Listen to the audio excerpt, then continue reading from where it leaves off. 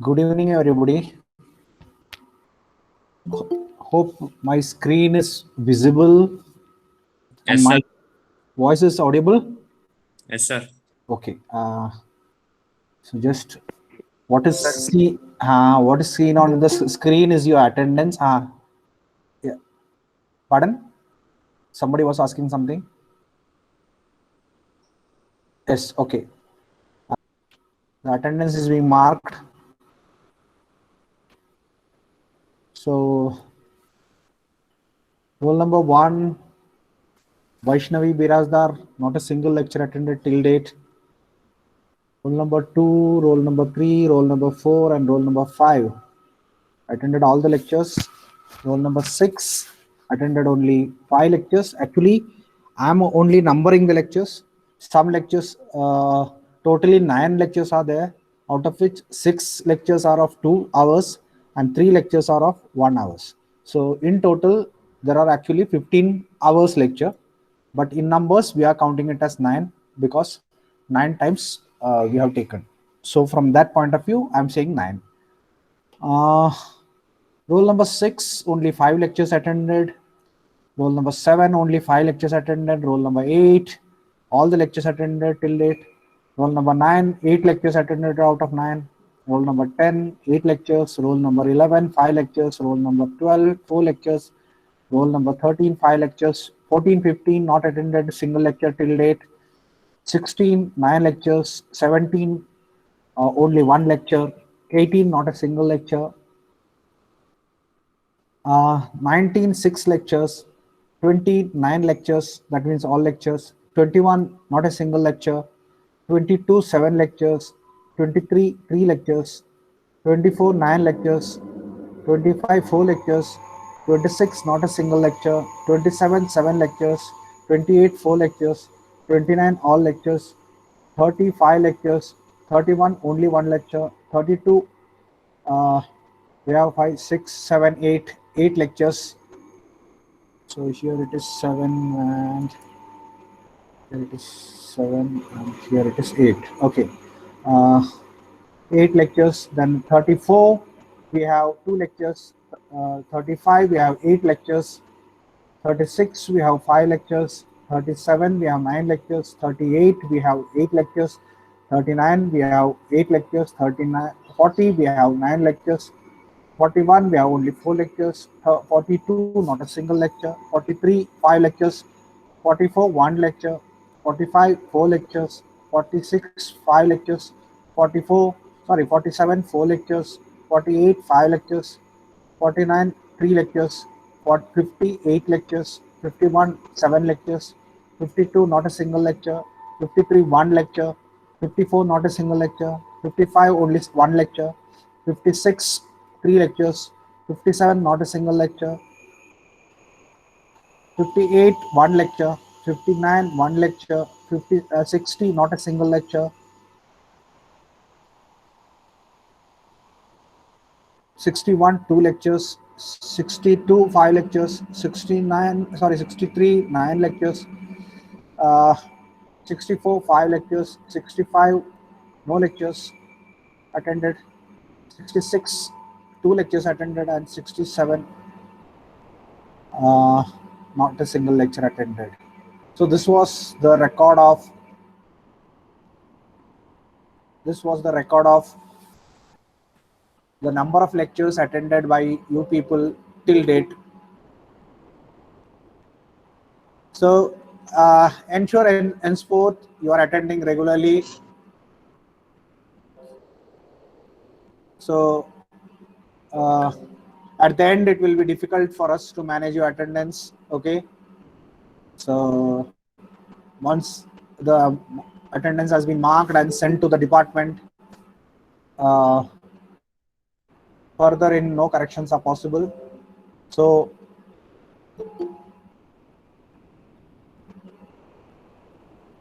somebody is saying there is some problem in joining the lecture.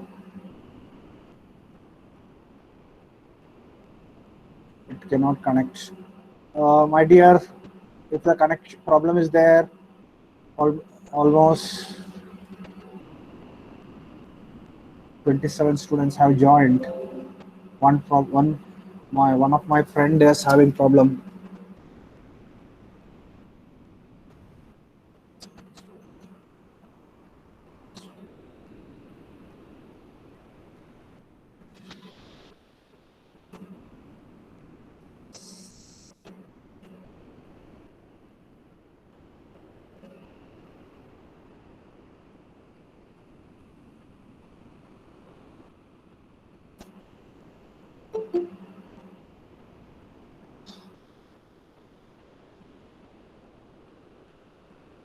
Okay, so this was the summary of the attendance what I have read now.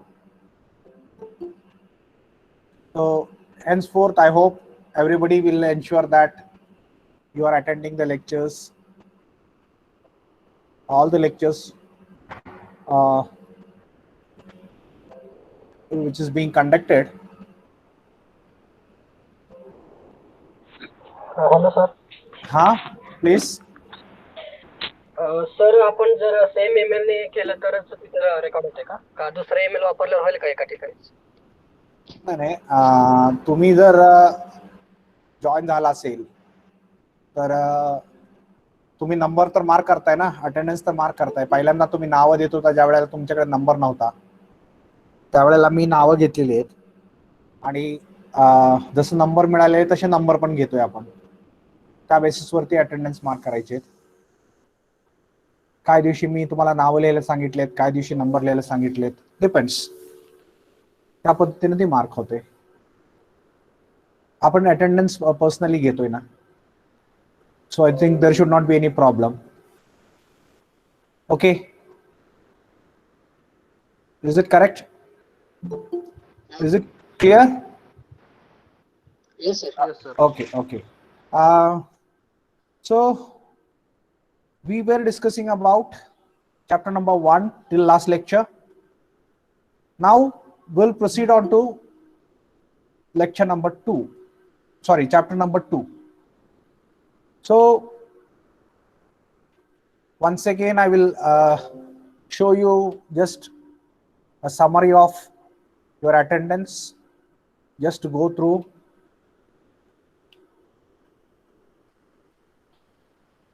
So not a single lecture attended. Roll number 1, roll number 13, roll number 14, then roll number 18, not a single lecture till date.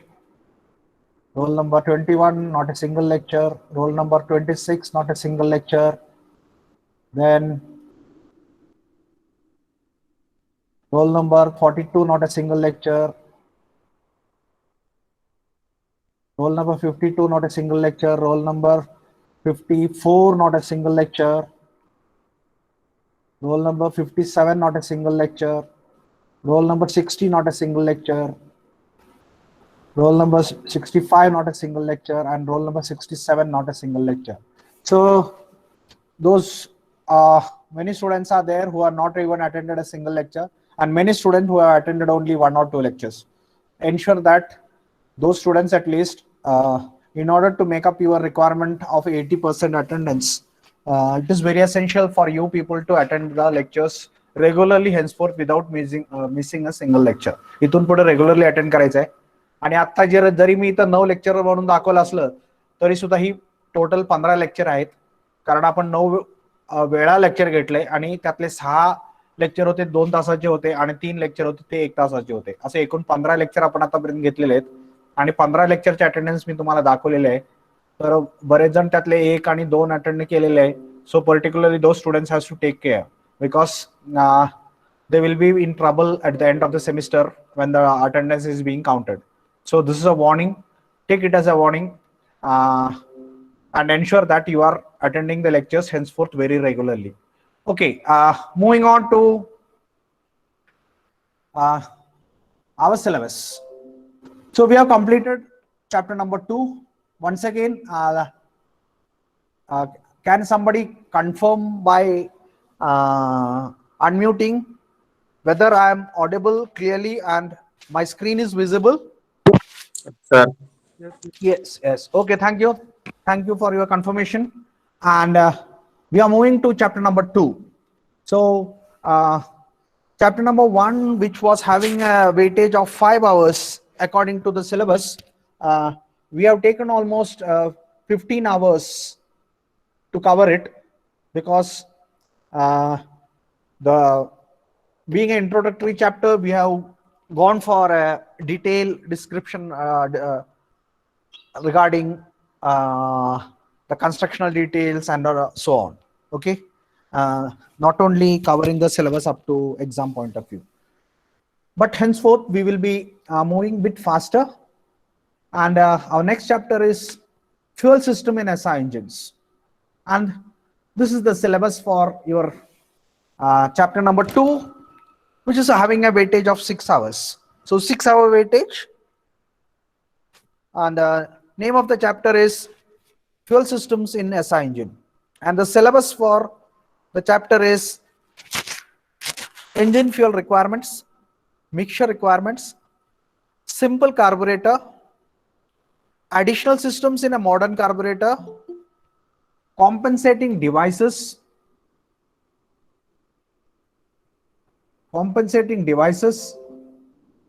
then calculation of air fuel ratio, exact and approximate method, calculation of main dimensions of air fuel supply, where we will be dealing with numerical calculation of main dimensions of carburetor, and electronic petrol injection, that is MPFI. So these are the points according to the syllabus what we are supposed to cover in this particular chapter. या chapter मध्ये आपल्याला एवढे points cover करणं अपेक्षित आहे. Moving ahead, तुमच्या पहिल्या lecture मध्ये आपण बघा सोनने सरांनी सांगितलं होतं की ज्या वेळेला डिस्कस केलं होतं त्यावेळेला त्यांनी तुम्हाला काहीतरी सीओ वगैरे सांगितले होते. तर सीओ काय असतात बेसिकली, तर बेसिकली सीओ म्हणजे कोर्स ऑब्जेक्टिव्ह. तो कोर्स शिकवत असताना तुम्हाला काय ऑब्जेक्टिव्ह फुलफिल करायचे असतात आणि त्याला सीओ असं म्हणलं जातं. तर आपला पहिल्या चॅप्टरचा सीओ होता distinguish between different types of engine construction and their thermodynamic principles. बरोबर. तर आपल्याला वेगवेगळ्या टाइपचे इंजिन शिकलो, त्याचे कन्स्ट्रक्शनल डिटेल शिकलो आणि त्याचे थर्मोडायनेमिक प्रिन्सिपल पण शिकलो. बरोबर. इंजिन सायकल्स वगैरे शिकलो. तर ते सगळं पार्ट कव्हर केलं. तसं आपला हा दुसरा सीओ आहे. एकूण 6 सीओ आहेत आणि ह्यातला दुसरा सीओ आहे and that is related to chapter number 2. In all we have 8 chapters and 6 COs. COs means course objective. So the second CO is explain the constructional details and working principles of various fuel systems used in IC engines. Preferably in this particular chapter we will be covering SI engines and their design and major components. So these are the things what we are supposed to cover or achieve as an objective. So CO means course objective. म्हणजे course शिकल्यानंतर आपल्याला काय objective attain करायचा आहे. तर everybody should be able to explain constructional details and working principle of fuel systems used in SI engine and their design of the components also should be able to explain. So that is what we will be able to achieve in this particular CO for chapter number 2. Now name of the chapter is fuel system in SI engines. There are many systems. बरोबर का नाही. आपल्याला engine माहिती आहे. Engine काय होतं आपण आता मागच्या चॅप्टर मध्ये बघितलं. एक पिस्टन होता, एक सिलेंडर होता. त्या सिलेंडर मध्ये पिस्टन बसलेला, त्या सिलेंडरच्या पिस्टनच्या आतमध्ये कनेक्टिंग रॉड कनेक्ट केलेला आणि त्या कनेक्टिंग रॉडचा दुसरा एंड आपण क्रँकशाफ्टशी कनेक्ट केलेलं होतं आणि ते पिस्टन ज्या वेळेला रेसिप्रोकेटरी मोशन होईल त्यावेळेला क्रँकशाफ्टचं रोटरी मोशन होत होतं. So this particular links when joined together, the cylinder, then the piston, the connecting rod, the crankshaft, so many links are there, and all these links when connected to each other, we had a system. Okay, and this particular system was designed to convert the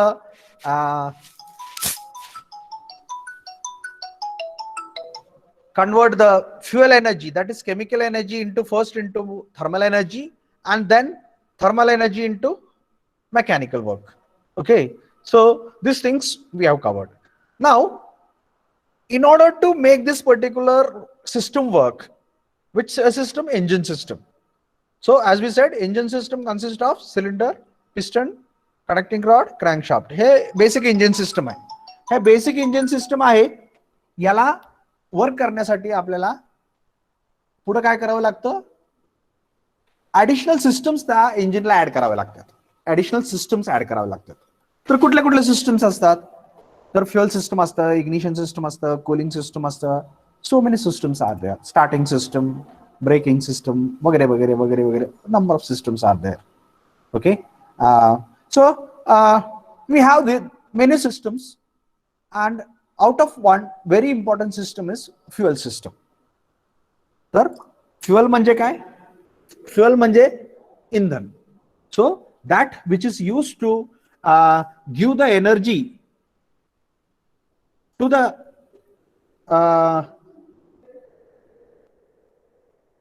give the energy to the engine. So as per the basic principle, we have learned that our system is going to convert the energy, and for conversion first some energy has to be given to it. So that energy which is given is in the form of fuel energy. Okay. And the system which is supplying the fuel to the engine is what you call as fuel system. तर fuel आहे, फ्युएलला आपल्याला supply करायचं आहे कशाला? इंजिनला. आणि त्यासाठी लागणारी system जी आहे त्याला आपण फ्युएल सिस्टम असं नाव देतोय. Okay. And such a fuel system is used in where? In SI engines. So we are talking particularly about SI engines. So here we have spark ignition engines. So in SI engines we have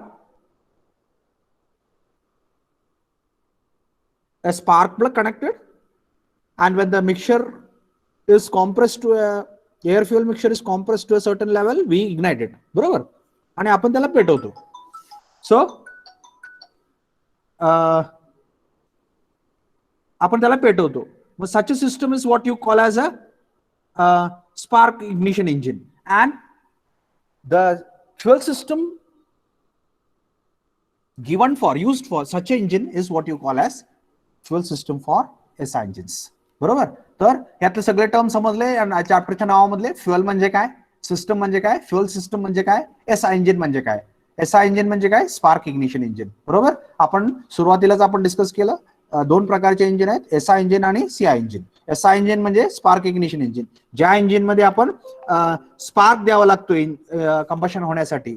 So such engines are called as spark ignition engines, and those engines which are compressed for ignition are called as compression ignition engines. Okay.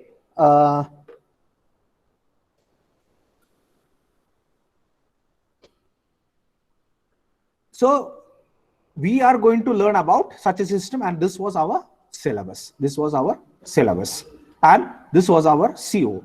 Now moving ahead, आता आपल्याला सुरुवातीला आपल्याला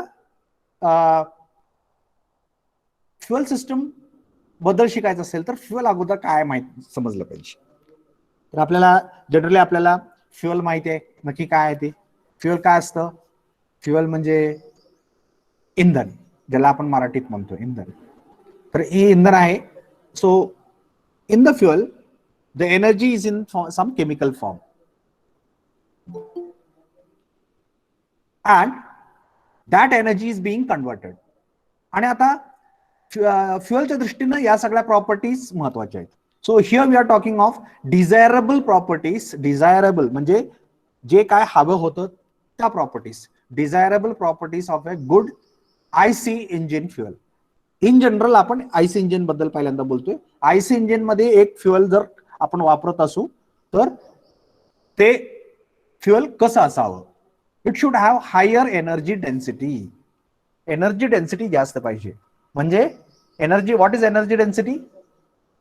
म्हणजे आपल्याला समजा आपण आता बरेच जण आपल्याला खेड्यात नाहीत, चूल माहित असेल, चुलीत आपण वेगळ्या वेगळ्या प्रकारची लाकडं घालतो. तर एका समजा एका चुलीमध्ये आपण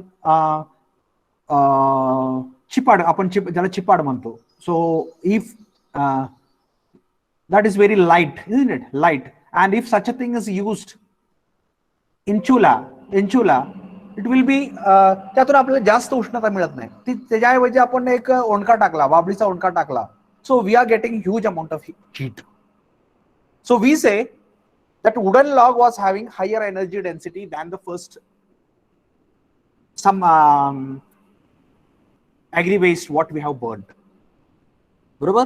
त्या चिपाडापेक्षा त्या लाकडाच्या ओंडक्यामध्ये एनर्जी डेन्सिटी जास्त आहे. So what is energy density?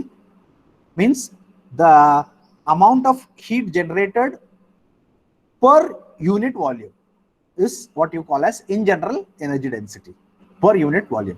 म्हणजे ते फ्युअल बर्न केल्यानंतर आपल्याला ठराविक व्हॉल्यूम बर्न, समजा 1 लिटर बर्न केलं तर 1 लिटर एक फ्युअल बर्न केलं, दुसरं लिटर फ्युअल 1 लिटर बर्न केलं तर कशामध्ये आपल्याला जास्त एनर्जी मिळते?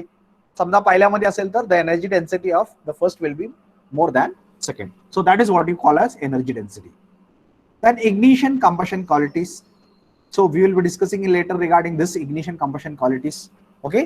तर प्रत्येक गोष्ट चिपाड आणि बाबळीचं लाकूड किंवा आंब्याचं लाकूड हे एकसारखं पेटत नाही, बरोबर? वेगळ्या वेगळ्या प्रकारे, म्हणजे त्याची पेटण्याची क्षमता आहे. So the combustion qualities are different. Okay. चिपाड लगेच पेटून संपून जातं, बाबळीचं लाकूड लवकर पेटत नाही, परंतु एकदा पेटल्यानंतर खूप जास्त चांगल्या प्रकारे पेटतं आणि खूप उष्णता देतं. It will liberate so much amount of heat. Okay. So the combustion qualities, ignition qualities are different.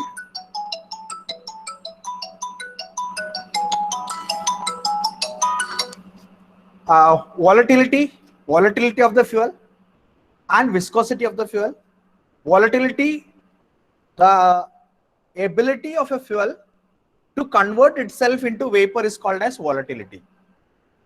Okay. एखाद्या फ्युअलचे इव्हॅपोरेशन होण्याची टेंडन्सीला आपण व्हॉलटिलिटी असं म्हणतो. Viscosity is nothing but the ability of the fuel to flow. How much is the capacity of the fuel to flow. For example, if you take water and ghee, or you take tar, the tar will have higher viscosity than water. Means water is able to flow very easily, the tar is unable to. Okay. So similar things, that is the viscosity. So that is again an important quality. Then the starting characteristics. So how the engine will be starting when we are using that particular fuel are the what you call as starting characteristics of the fuel. Okay. So that is again important. Then you have smoke and odor.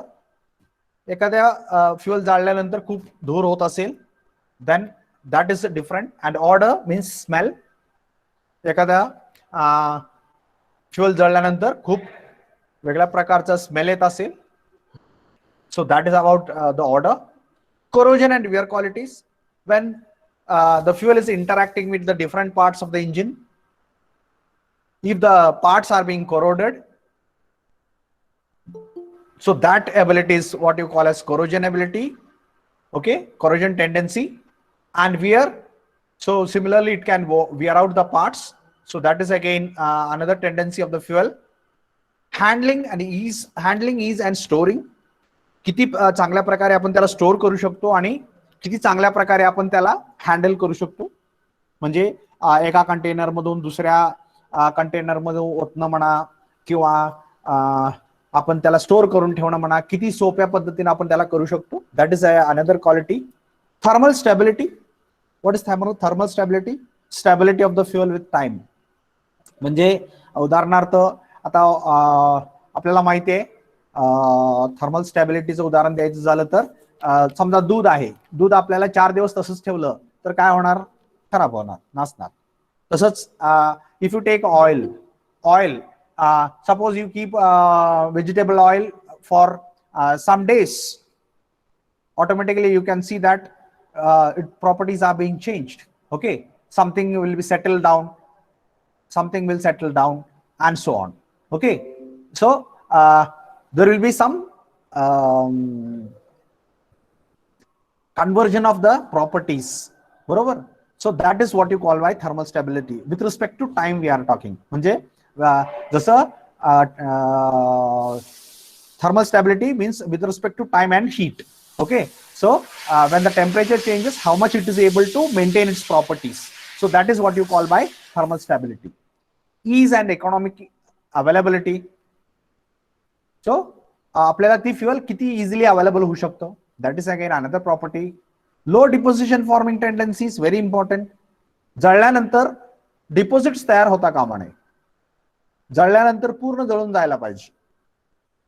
when we are talking of an engine, okay, when we are talking of an engine, the required quality will be, it should be able to get converted completely into paper and burn completely.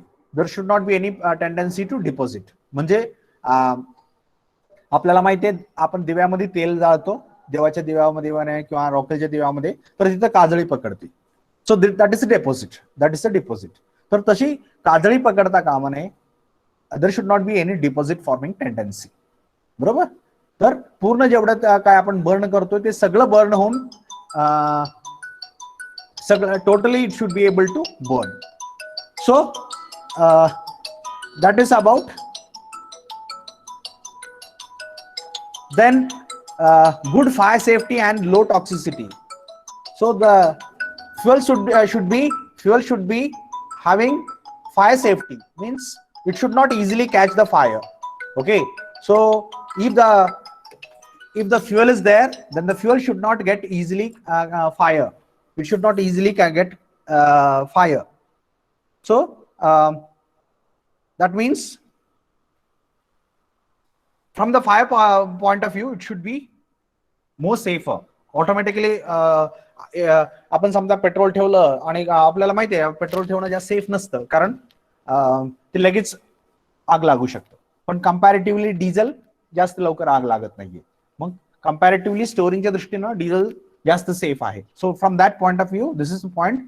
Good fire safety and low toxicity. It should be less toxic to handle. Okay, so ती विषारी असता कामा नये. नाहीतर काय व्हायचं, आपण fuel म्हणून यूज करतोय आणि कोणीतरी ते पिलं आणि there will be some casualties. So such things should not happen. So these are the important properties a good IC engine fuel should have. एका IC इंजिनच्या फ्युएल साठी या सगळ्या प्रॉपर्टीज महत्वाच्या आहेत. तर आता आपण IC इंजिन बद्दल बोलतोय, SI बद्दल आपण पर्टिक्युलरली बोललेलो नाहीये, बरोबर. IC इंजिन बद्दल तर यातले काय गोष्टी आपल्याला SI इंजिन साठी लागतील, काय गोष्टी लागणार नाहीत, महत्वाच्या नसणार. म्हणजे लागणार नाहीत इन द सेन्स महत्वाच्या नसतात तेवढ्या, आणि काय गोष्टी जास्त महत्वाच्या असतात. Okay, so some properties will be more important from SI engine point of view and some properties will be more important from CI engine point of view. So that was about the desirable properties of IC engine fuel. Now coming to fuel system for petrol engine. Petrol इंजिनच्या fuel system मध्ये in general जर बघायचं झालं तर काय असतं, कसं असतं. So basically you can see over here, we have a storage tank, we have a storage tank, we have here a fuel pump, I was saying. So maybe instead of a pump there will be some another system to make the fuel flow. Okay, but I have written over here as a fuel pump. Okay, it is a generalized term. Then a fuel filter, then a carburetor, and then an engine. बरोबर. तर काय काय fuel tank आहे. कशासाठी tank पाहिजे, tank storage साठी, बरोबर. आता फक्त स्टोरेजच का, आपल्याला आपल्या ऍप्लिकेशन प्रमाणे त्याचे फंक्शन्स थोडंफार इकडे तिकडे होऊ शकतात. म्हणजे for example, if you see two wheeler मध्ये असेल तर आपल्याला आपण तिथं पंप वापरत नाही. मग काय करतो, आपल्याला ती टाकी आहे ते इंजिनच्या वरच्या बाजूला प्लेस करतो. त्यामुळे ग्रॅव्हिटीमध्ये आपल्याला फ्युअल फ्लो मिळते आणि आपल्याला we can remove this particular pump. We can remove this particular pump. म्हणून आपण तुम्हाला सांगितलं की ह्याच्याऐवजी आपल्याला वेगळ्या सिस्टम पण आपण अडॉप्ट करू शकतो. तर 4 व्हीलरमध्ये आपल्याला पंप लागेल, कारण टाकी आपण खाली ठेवल्या आणि इंजिन कम्पॅरेटिव्हली थोडंसं वरती असतं किंवा त्याच लेवलला असतं. त्या केसमध्ये आपल्याला कदाचित पंप लागू शकतो. बरोबर. Obviously not necessarily. आपल्याला किती एलिव्हेशन आपण ठेवतोय त्याच्यावरती अवलंबून आहे. So if it is at a lower height, tank is at a lower height, then the pump will be required to pump the fuel to the engine. आता pump केलेलं fuel पुढे गेलं की आपल्याला फिल्टर करायला पाहिजे. Filter so why we filter? We want to remove unwanted particles, may it be dust, may it be some foreign particles, may it be some solid particles, whatever it is. Okay, unwanted any particle coming along with the fuel has to be filtered, and त्यासाठी आपल्याला एक filter पाहिजे. Then we have a carburetor.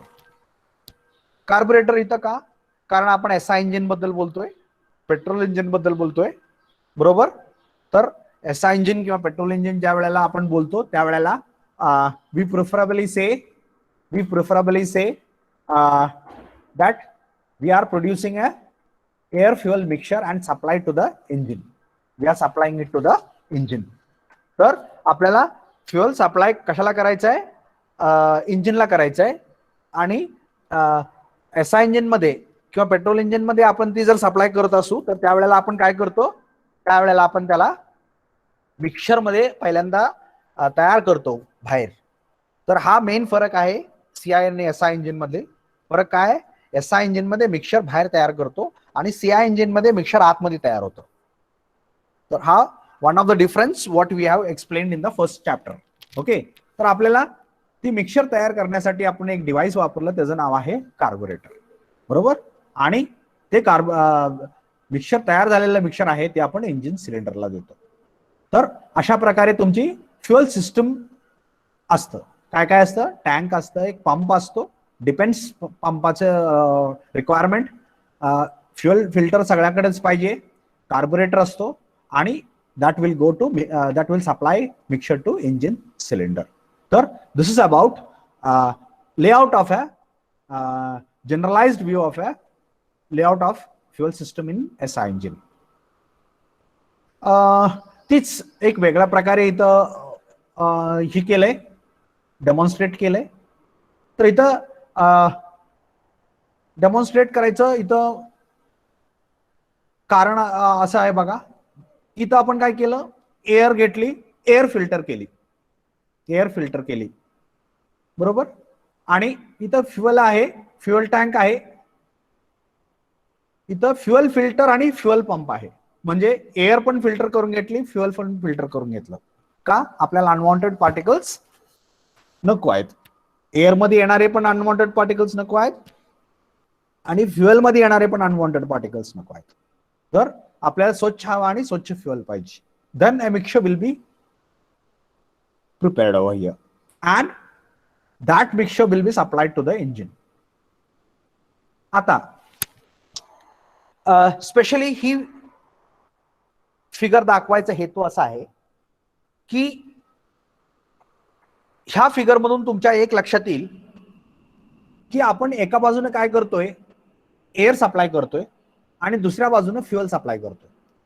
आता air is in gaseous form, air is in gaseous form आणि fuel is in liquid form. Fuel is in liquid form. Now the question arises, can we mix? Because we want to prepare a mixture. So can we prepare a mixture of a gas and a liquid? So my question to class, everybody, can anybody give the answer? Can somebody give the answer?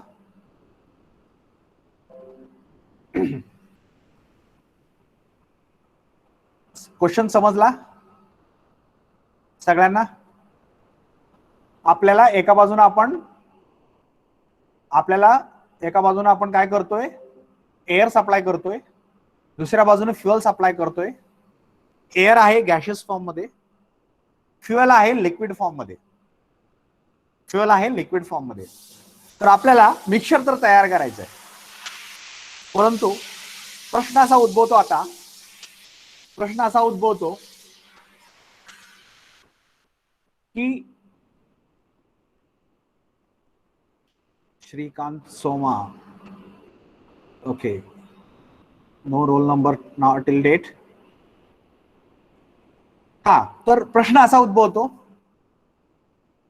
की आपल्याला एक gas आणि liquid दोन्ही mix करायचं आहे. तर mixing शक्य आहे का? Is it possible to mix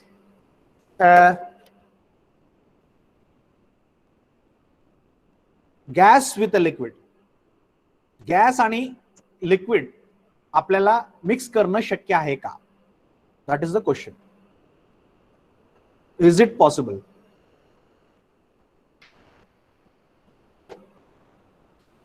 Anybody can give me the answer? Can anybody give the answer? मी सांगतो त्याचा answer. No, we cannot mix a gas with a liquid. Okay, now the question arises, then second question arises, what is the solution? आता या प्रश्नाचं जर उत्तर तुम्ही as a engineer म्हणून मी तुमच्याकडून अपेक्षा करतोय, आणि डिप्लोमा इंजिनियर आहे तुम्ही सगळी. Already you have a certificate saying that you are an engineer. They both have different properties, sir. हा करेक्ट. पण आपल्याला मिक्स तर करायचं आहे, मिक्सचर तयार करायचं आहे. पण आपल्याला माहिती आहे की एक गॅस आणि लिक्विड मिक्स होऊ शकत नाही. मग काय करायचं? That is the question.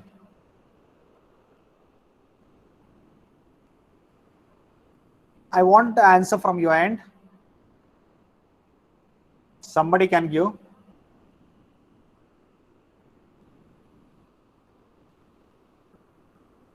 ज्याला कोणाला मी विचारायची अपेक्षा ठेवू नका. ज्याला कोणाला उत्तर द्यायचं आहे त्यांनी देऊ शकता, ज्याला येते असं वाटतंय त्यांनी देऊ शकता.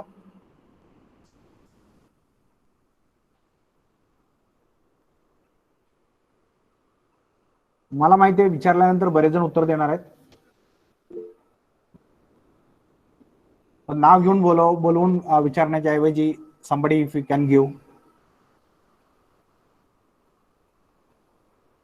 स्वप्नाली कलबर्मे,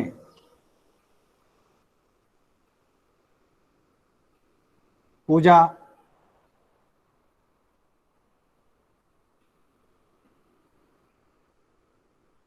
देऊ शकता का उत्तर?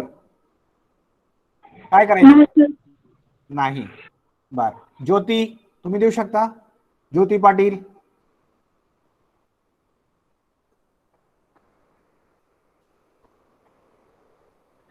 No sir. No. Chaitanya Acharya? No sir. No. अरे असं कसं चालेल?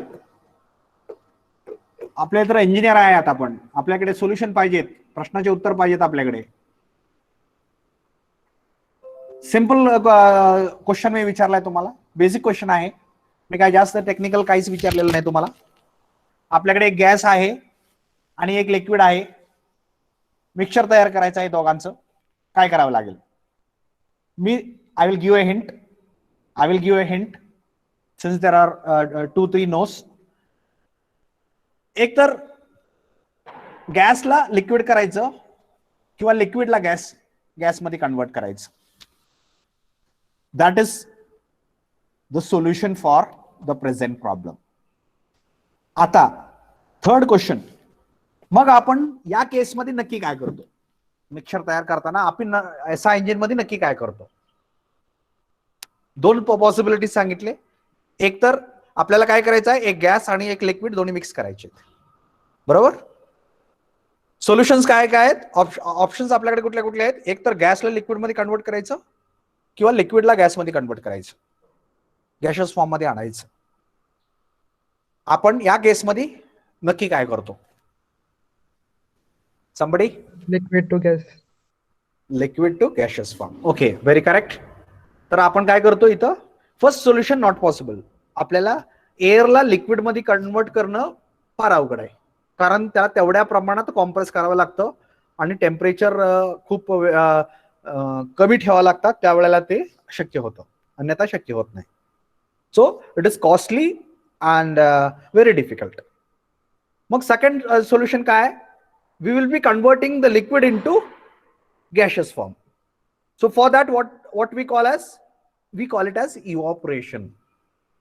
Evaporation is the process of converting the liquid into gaseous form. Vapor मध्ये कन्वर्ट करायचं.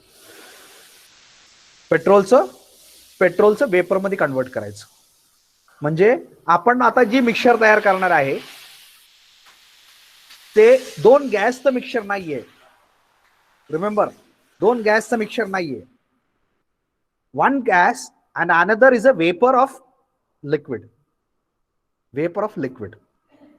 Okay, so that is why sometimes, or rather many times, we should say fuel air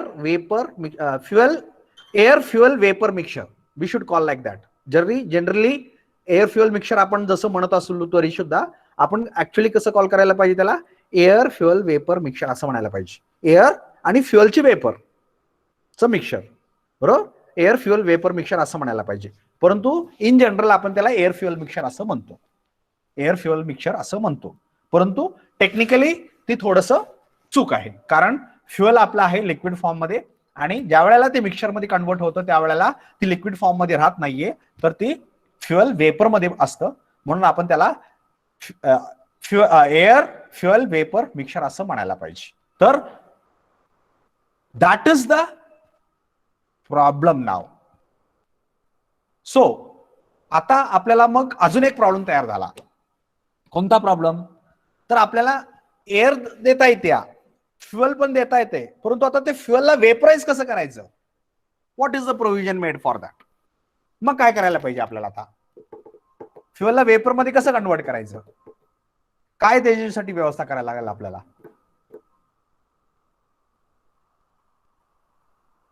Can anybody?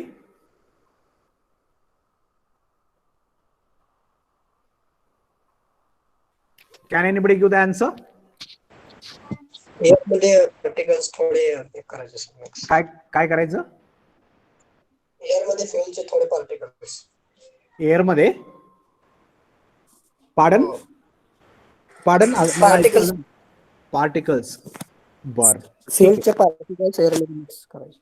फ्युएलचे particles air मध्ये mix करायचे. बर, ठीक आहे. Okay, to some extent correct. Compression stroke. बर, ठीक आहे. सर एअर ऑटोमाइज होते, एअर ऑटोमायझेशन करायचं. Very correct. BS6 ला आता फ्युएल इंजेक्टर आलेत, शेवटी इंजेक्टर सुद्धा आलेत. करेक्ट. हा, म्हणून आपल्याला हे अंडरस्टँडिंग करणं जास्त महत्वाचं आहे की आपण नक्की काय करतोय, बरोबर. तर ते समजण्यासाठी आपल्याला अजून एक, म्हणून आम्ही सुरुवातीलाच म्हणालो होतो की तुम्हाला हा सब्जेक्ट समजण्यासाठी आपल्याला ऍक्च्युली हीट ट्रान्सफर हा सब्जेक्ट शिकणं अपेक्षित होतं, ज्याच्यामध्ये different modes of conduction, convection, radiation वगैरे आपण शिकतो. ते सगळं आपण शिकणं अपेक्षित होतं, आणि त्याच्यानंतर आयसी इंजिनच्या स्टडीकडे येणं अपेक्षित होतं. परंतु अनफॉर्च्युनेटली आपल्याला ती सब्जेक्ट अगोदर आहे, काय हरकत नाही. सो आपल्याला आता ती लिक्विड फ्युएल आहे तर वेपर मध्ये कन्वर्ट करायचं आहे.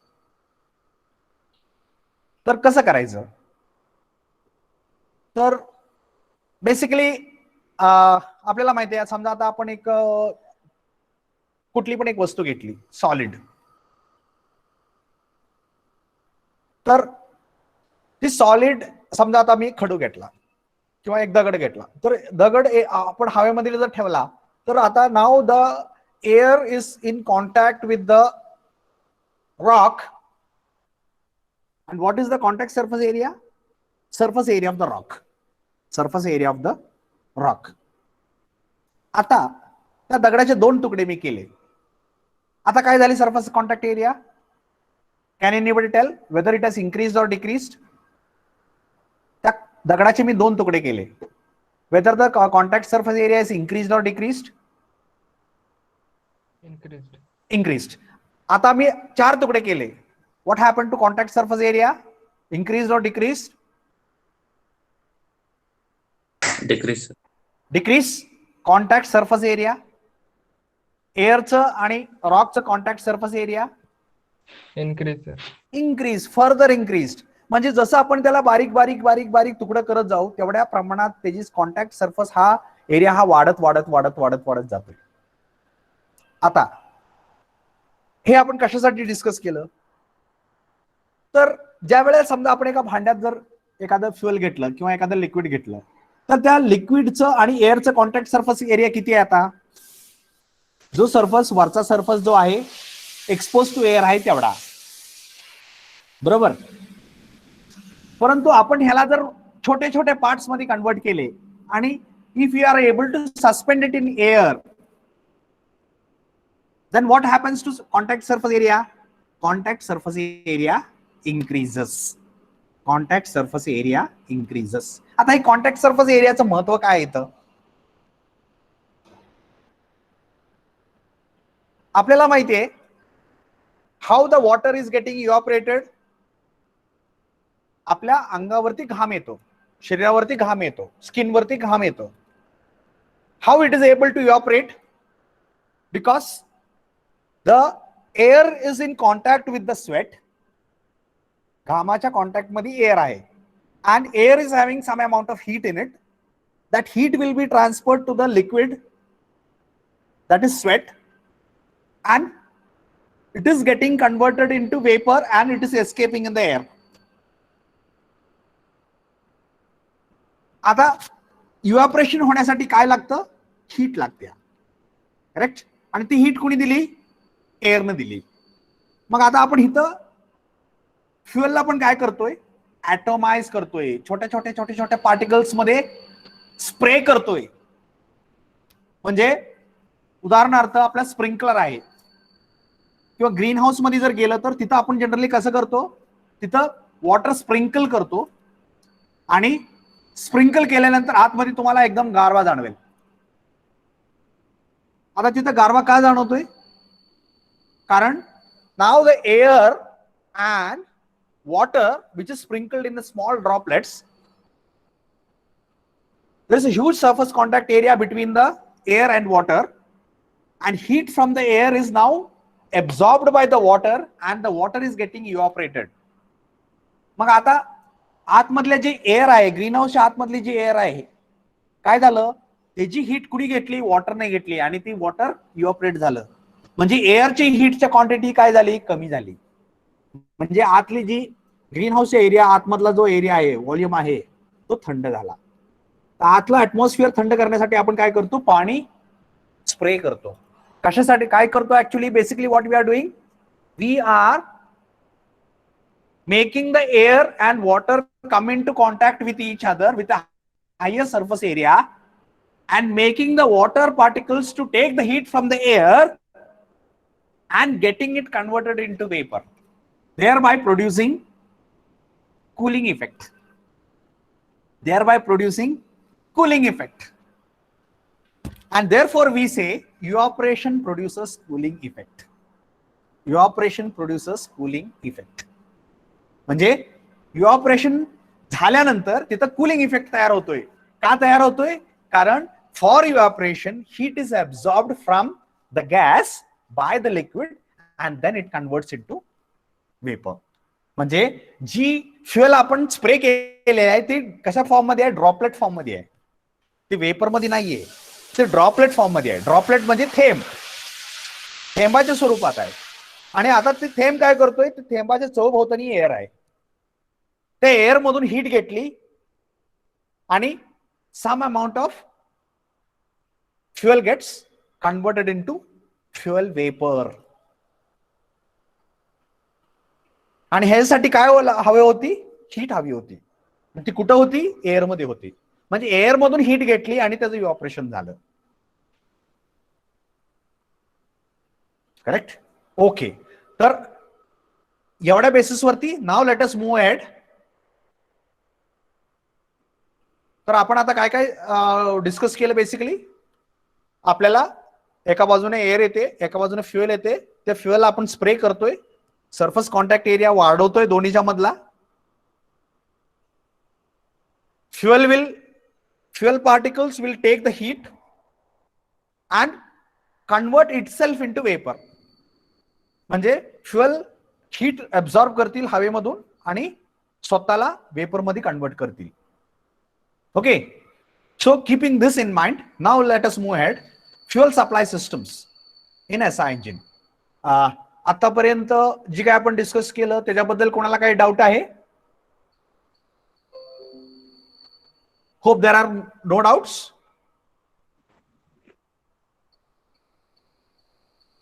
Okay, nobody is asking any doubt. If you have any doubts, ask, no problem at all. The fuel passes, you can stop me and ask, no problem. The fuel passes through a number of stages before reaching the combustion chamber. Fuel वेगळ्या वेगळ्या stage मधून जातोय. आता कुठल्या कुठल्या stage मधून जातोय ते आपण स्टडी करणारच आहोत. इट इन्क्लूड्स फिल्टरेशन, आत्ताच आपण डिस्कस केलं. इट इन्क्लूड्स फिल्टरेशन झालं पाहिजे. Atomization is breaking into small particles is called as atomization. म्हणजे मोठ्या पार्टिकलचं छोट्या पार्टिकल मध्ये रूपांतरित करणं त्याला आपण atomization असं म्हणतो. Atomization of the fuel into fine particles. It is necessary to atomize the fuel before entering into the combustion chamber so that complete combustion of the fuel can take place. तर हे सगळं कशासाठी करायचं आहे? In order to ensure that complete fuel is going to burn.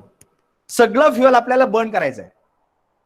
कदाचित आपण fuel जर असं त्या इंजिन मध्ये असं ओतलं तर ती बर्न होईल का? कम्प्लीट नाही होणार बर्न, थोडंफार कदाचित बर्न होईल. असं समजा धार लावली इंजिन मध्ये तर ती बर्न होईल का? थोडंफार बर्न होईल, परंतु maximum it will not burn. म्हणजे व्हॉलॅटिलिटी असल्यामुळं, इन्फ्लेमेबिलिटी असल्यामुळं ती कदाचित थोडंफार बर्न होईल, परंतु मॅक्झिमम ते बर्न होणार नाही. आणि तेवढा टाइम पण आपल्याला नाहीये. आपल्याला खूप टाइम कमी आहे. किती टाइम कमी आहे? तुम्ही बघितलं होतं, सम डिग्रीज ऑफ क्रँक रोटेशन. टीडीसीच्या पोचायच्या 10-15 मिनिटं अगोदर आपण स्पार्क प्लग देतोय आणि त्याच्यानंतर टीडीसी नंतर एक 5-10 डिग्री पर्यंत ती कंबशन संपून जाते. म्हणजे 10-20 डिग्री क्रँक रोटेट होईपर्यंत तेवढ्या वेळेत. आणि ती किती कसं रोटेट होतंय? Thousands of RPM. एका मिनिटामध्ये 4000, 5000, 6000 आरपीएम न शाफ्ट फिरतंय. आणि असलं शाफ्ट 10 ते 20 डिग्री फिरेपर्यंत एवढाच वेळ, it is in milliseconds. Okay, some part of the second, एवढाच वेळ आपल्याला कंबशनसाठी अवेलेबल आहे. बरोबर. आणि एवढ्या वेळेमध्ये जर आपल्याला ते फ्युएल बर्न होणं अपेक्षित असेल तर आपल्याला योग्य वातावरण तयार करायला पाहिजे जेणेकरून कंप्लीट फ्युएल बर्न होईल. So that is the necessity. So it is necessary to atomize the fuel before entering into the combustion chamber so that complete combustion of the fuel can take place. There are different fuel supply systems for spark ignition and petrol ignition engines. Fuel हे याचा अर्थ काय? CI engine मध्ये आणि SI engine मध्ये वापरणारे fuel system आहे ती वेगळी वेगळी असते. आता ती का असते हे तर तुम्हाला समजणारच आहे. In petrol engine the combustible mixture of the fuel is prepared outside the combustion chamber. आणि पर्टिक्युलरली आपण ज्या वेळेला एसआय इंजिन बद्दल बोलतो, पेट्रोल इंजिन बद्दल बोलतो, त्यावेळेला आपण काय करतो की we prepare the combustible mixture outside the combustion chamber and then supply to the engine. आपण सिलेंडरच्या बाहेरच ते मिक्सचर तयार करतो आणि ते मिक्सचर नंतर आपण इंजिनला सप्लाय करतो. Where in case of SI engines. म्हणजे आता आपण जी चॅप्टर मध्ये शिकणार आहे तर ती या कॅटेगरीमध्ये मोडते, एसआय इंजिन कॅटेगरीमध्ये. बरोबर. आणि एसआय इंजिन मध्ये आपण काय करतो? मिक्सचर सिलेंडरच्या बाहेर, सिलेंडर मध्ये यायच्या अगोदर मिक्सचर तयार आहे आणि ते तयार मिक्सचर आपण सप्लाय करतोय. आपण पिझ्झा मागवला आणि डायरेक्ट खाल्ला, आपण किचन मध्ये ती शिजवत बसत नाहीये. तसं मिक्सचर, तयार मिक्सचर येते आणि that is going to be burn. CI engine मध्ये तसं नाहीये. सीआय इंजिन मध्ये अगोदर एअर येते, परत थोड्या वेळाने फ्युएल येतं आणि त्या फ्युएलचं ॲटोमायझेशन होतं, त्याच्यानंतर ते मिक्सर तयार होतं आणि त्याच्यानंतर ती बर्न होणार. पण एसआय इंजिन मध्ये तसं नाहीये. एसआय इंजिन मध्ये तयार बर्गर तयारच येतोय. Okay, mixer is being prepared outside and supplied to the engine. Proper air fuel ratio is maintained with the help of a device known as carburetor, and this mixture is inducted into the combustion chamber. काय म्हणलंय? Proper air fuel ratio is maintained with the help of device known as carburetor. तर carburettor mixer तर तयार करतोच, परंतु अजून काय करतंय? Maintain proper air fuel ratio. एअरचं आणि फ्युएलचं रेशो आहे ती मेंटेन करतोय. म्हणजे किती फ्युएलला किती एअर लागणार, ही जी रेशो आहे, हा रेशो मेंटेन करायचं काम पण कशाचं आहे? कार्बोरेटरचं आहे. म्हणजे कार्बोरेटर काय करतोय? मिक्सर तर तयार करतोच, परंतु ती कसं करायला लागते? त्याला योग्य प्रमाणात एअर फ्युएल रेशो मेंटेन करून अशा प्रकारचं मिक्सर तयार करून तो इंजिनला सप्लाय करतो. That is carburettor. Such condition must be fulfilled before entering the combustion chamber. The air fuel ratio depends upon various conditions. आता एअर फ्युएल रेशो मग किती रेशो किती असला पाहिजे? एअर फ्युएल रेशो किती असला पाहिजे? That depends on various conditions. वेगळ्या वेगळ्या कंडिशन वरती डिपेंड आहे. कुठली कंडिशन? समजा ते इंजिन गाडीमध्ये वापरलंय. मी तुम्हाला सुरुवातीला सांगितलं इंजिन वेगळ्या वेगळ्या ऍप्लिकेशनसाठी असतं. त्यातलं एक प्रमुख ऍप्लिकेशन आहे ऑटोमोबाईल ऍप्लिकेशन. ऑटोमोबाईलच्या व्यतिरिक्त पण एन नंबर ऑफ ऍप्लिकेशन्स आहेत आयसी इंजिनच्या. बरोबर? मरीन असेल, एअरक्राफ्ट असेल, अजून काय काय पॉवर जनरेशन असेल, असे वेगवेगळे ऍप्लिकेशन्स आहेत. आपण क्लासिफिकेशनच्या वेळेला बघितलंय. तर आपण असं गृहीत धरू की सध्या आता आपण एक ऑटोमोबाईल इंजिनचं बद्दल बोलतोय. If the vehicle is running on a plain road, the condition is different. The same vehicle going up the hill, चढ चढायला लागलंय, the condition is different. The same vehicle is going down a hill, the condition is different. The same vehicle is overloaded, condition is different. अशा वेगळ्या वेगळ्या कंडिशनला वेगळे वेगळे air fuel mixer ची गरज भासते. आणि तेच आपण इथं म्हणलंय air fuel ratio depends upon various conditions. तर कुठल्या कुठल्या कंडिशन म्हणलं आपण आता जी काय सांगितल्या ती. So engine needs a richer mixer while starting. Starting करताना कसलं मिक्सर लागतंय? रिच. आता रिच काय, लीन काय नंतर आपण शिकणारच आहोत, परंतु आता फक्त एवढं समजून घ्या की rich mixer and lean mixer at normal running condition. Normal running कंडिशनला लीन मिक्सर लागतं, परंतु स्टार्टिंग कंडिशनला रिच मिक्सर लागतं. वेगळे कंडिशन, अशा वेगळ्या वेगळ्या कंडिशन्स आहेत. त्यातल्या हे दोन कंडिशन्स त्यांनी सांगितल्या इथं. Okay, starting condition and normal running condition. तर स्टार्टिंग कंडिशनला कसलं मिक्सर पाहिजे म्हणताय? रिच मिक्सर पाहिजे.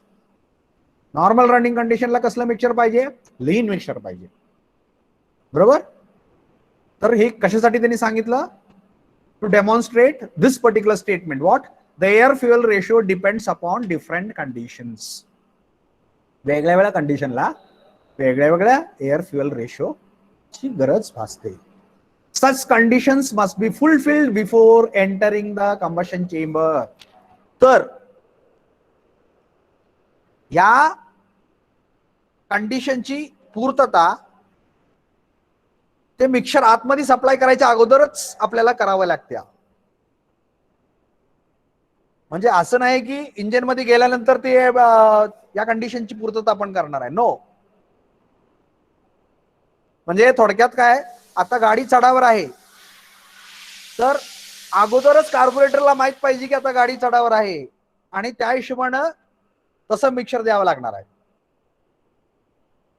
समजा आता इंजिन स्टार्ट करतोय तर इंजिनला अगोदर आता कार्बोरेटरला अगोदरच माहित पाहिजे की आता गाडी अजून स्टार्ट झालेली नाही, आता आपल्याला स्टार्टिंग करायचं आहे आणि त्या हिशोबानं आपण इथं म्हणलं तसं रिच मिक्सर द्यायला लागणार आहे. समजा गाडी आता इंजिन चालू आहे, तर आता कार्बोरेटरला ही माहित पाहिजे की आता नॉर्मल रनिंग कंडिशन आहे आणि आपल्याला लीन मिक्सर द्यायचं आहे. So that is very important. म्हणजे मिक्सर सप्लाय करायच्या अगोदर त्या मिक्सरची क्वालिटी आपल्याला फायनलाइज करावी लागते आणि ते तशा प्रकारचं मिक्सर आपल्याला इंजिनला द्यावं लागतंय. The fuel from the fuel tank is delivered to float chamber. आता हे फ्लोट चेंबर म्हणजे काय ते सगळं आपण नंतर डिस्कस करू. तर फ्युएल फ्रॉम द टँक मधून कुठे जाते? फ्लोट चेंबरला जाते. बरोबर. तर फ्लोट चेंबर कार्बोरेटरचा एक भाग आहे, त्याला आपण फ्लोट चेंबर, आपण ज्या वेळेला कन्स्ट्रक्शन डिटेल शिकू त्यावेळेला आपण अंडरस्टँड करू की फ्लोट चेंबर म्हणजे काय. तर फ्युएल टँक मधून कुठे जाते? फ्लोट चेंबरला जाते, attach to the carburettor with the help of fuel pump. Okay. तर एका पंपाच्या मदतीनं किंवा टाकी वरती ठेवून आपण हेड तयार करून आपण काय करणार? Fuel will be supplied from the fuel tank to the float chamber of the carburettor. Fuel tank मधून कुठं नेणार आपण? फ्लोट चेंबर मध्ये नेणार. फ्लोट चेंबर काय आहे? कार्बोरेटरचा एक पार्ट आहे. Fuel pump maintains the constant pressure. In case of a pump is used, pump जर आपण वापरत असू तर आपल्याला कॉन्स्टंट प्रेशर मेंटेन करावं लागतोय. The pump has to supply fuel with constant pressure. In carburettor fuel is mixed with air in required proportion. बरोबर. आता ही जी फ्युएल पंप आहे ती काय करते? It is supplying the fuel in constant pressure. एका ठराविक प्रेशरला ती फ्युएल सप्लाय करते. आणि पुढे काय होतंय? In carburettor fuel is mixed with air in required proportion. योग्य त्या प्रमाणात एअर आणि योग्य त्या प्रमाणात फ्युएल घ्यायची आणि तिथं मिक्सर तयार करायचं. Once again I will repeat. योग्य त्या प्रमाणात फ्युएल आणि योग्य त्या प्रमाणात एअर घ्यायची आणि मिक्सर तयार करायचं and that will be supplied to the engine. After that the mixture of the fuel and air is injected, supplied into the combustion chamber. बरोबर. तर इंजिनला सप्लाय करायच्या अगोदर आपल्याला या सगळ्या गोष्टी करायच्या आहेत. बरोबर. तर आपल्याला एअर फ्युएल रेशो मेंटेन करायला पाहिजे. बरोबर.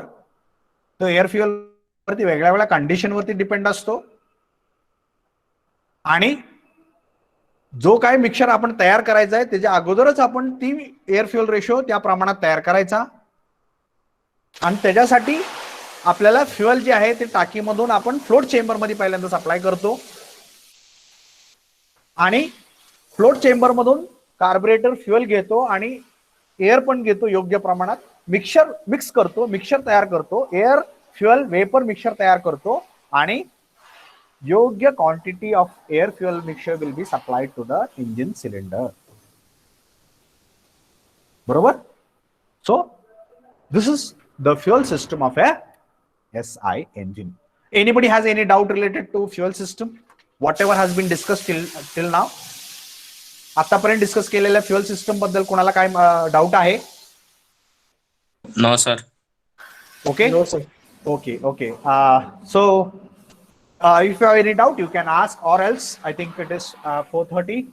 This time your lecture is over. Now you mark your attendance in number. फक्त नंबर मार्क करा. बरोबर.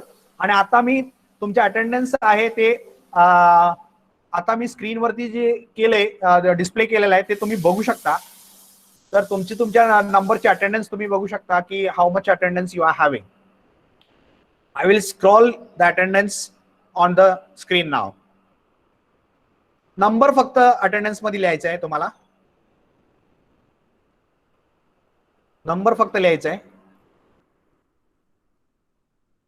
write only the numbers.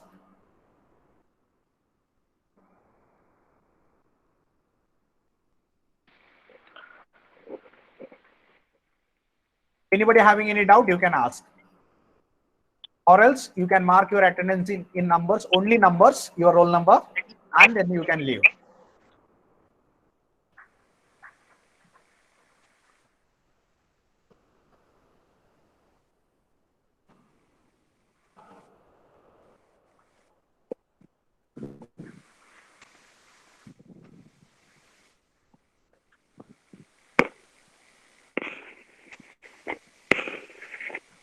Anybody having any doubt, please ask. Or else you may leave. Hello sir. हा बोला. बोला की. Sir lecture 25 तारखेपासून start झाले होते ना सर? हो 25 तारखेपासून. आपण पहिला लेक्चर आहे तो 25 तारखेला. हे काय पहिला लेक्चर. मग 25 तारखेपासून अटेंडन्स आहे. हा बरोबर बरोबर. 25 तारखेपासून ते 4 तारखेपर्यंत आपले. सर फक्त मी बोला बोला बोला. रोल नंबर 23 आहे सर माझा. बर.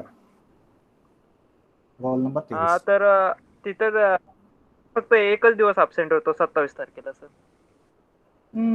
मग तुम्ही अटेंडन्स मधनं तुम्ही मार्क करून देत नव्हता. अटेंडन्स शेवटी मार्क करत नव्हता. कारण मी रोज रेग्युलरली अटेंडन्स लेक्चर नंतर टाकतोय. त्यावेळेला कधी तुम्ही सर ग्रुपवर आहे.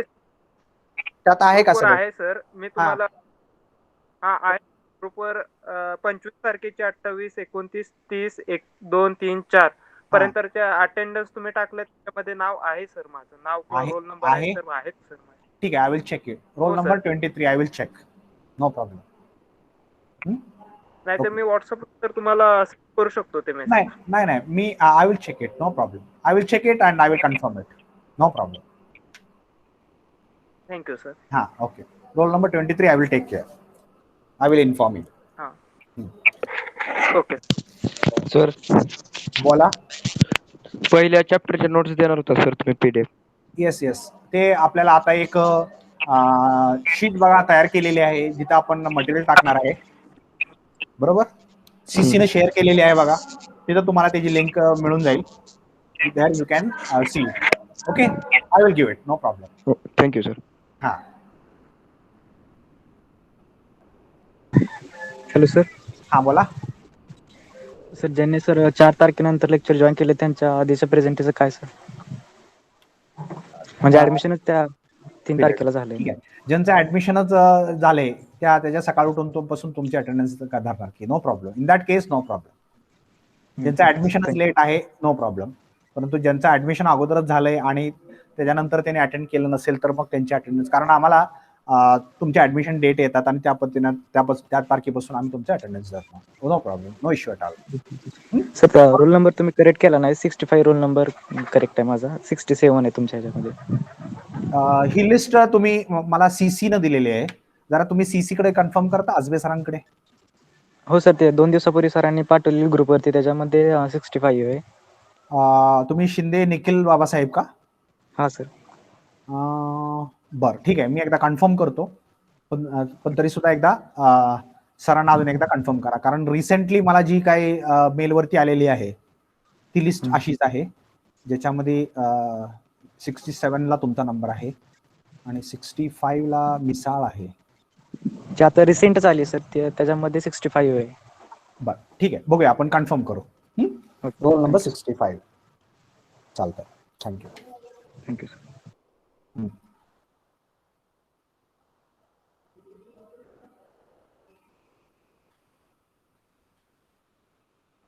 Okay, so no doubts. We can stop here. Thank you.